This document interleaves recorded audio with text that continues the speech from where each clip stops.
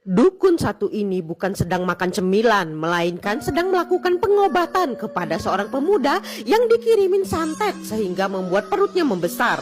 Sang dukun sakti mengoleskan minyak yang biasa ia gunakan ke perut pemuda itu dan sang dukun terus mengunyah daun-daun yang dimakannya tadi.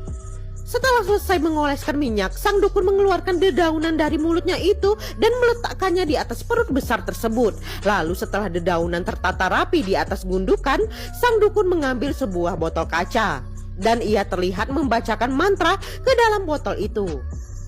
Setelah dibacakan mantra, botol itu juga diletakkan di atas perut si pemuda dengan bagian dalam botol dihadapkan ke bawah dan pemuda itu langsung bereaksi berteriak kesakitan. Padahal sebelum ini ia tampak tenang. Namun sang dukun bukannya berhenti, ia malah menepuk perut besar itu dengan keras, membuat si pemuda semakin kencang pula berteriak. Namun ada yang aneh, tak lama kemudian tiba-tiba saja muncul beberapa ekor tawon dari dalam perut si pemuda. Dan itulah ternyata kegunaan botol tersebut, yaitu untuk menangkap tawon yang keluar. Semakin ditepuk perutnya, semakin banyak tawon yang keluar. Sang ibu di sebelah terlihat cemas dan terus memegangi tangan putranya. Sementara si dukun terus mengucapkan mantra tanpa bersuara. Dan akhirnya ritual pertama ini pun selesai. Dan terlihat ada total 4 botol yang kini berisi tawon-tawon yang datangnya dari perut pemuda itu. Rekan si wanita pun tak bisa mempercayai kalau ada tawon bersarang di perut pemuda itu. Dan ia mungkin tak akan percaya jika tak melihatnya secara langsung.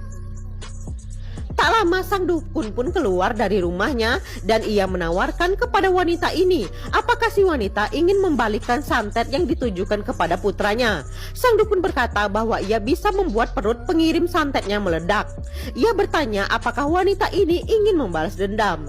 Namun wanita itu menjawab bahwa ia tak punya niat membalas dendam. Ia hanya ingin anaknya sembuh dan hanya ingin tahu kenapa pengirim santetnya melakukan hal ini. Sang dukun berkata jika ingin tahu maka harus ditanyakan kepada putranya apa kesalahan besar yang telah diperbuat putranya hingga ia mengalami kejadian ini. Sang ibu mengatakan jika memang anaknya berbuat kejahatan maka ia sendirilah yang akan memasukkan anaknya ke penjara. Sebelum pulang sang dukun memberikan minyak yang ia pakai tadi dan meminta wanita ini meminumkannya pada putranya. Wanita itu berterima kasih. Namun sang dukun berkata jangan berterima kasih dulu karena ini semua belum selesai. Sang dukun mengatakan bahwa putra wanita itu bisa sembuh jika ia dimaafkan. Wanita itu bertanya bagaimana cara putranya memohon ampun. Dan dukun itu bilang kalau pengirim santetnya bisa mendengar apapun yang putramu katakan. Malam itu wanita ini meminta putranya untuk jujur apakah putranya punya masalah dengan seseorang. Namun putranya hanya menggeleng. Wanita ini mulai kesal dan berkata jika memang tak ada, kenapa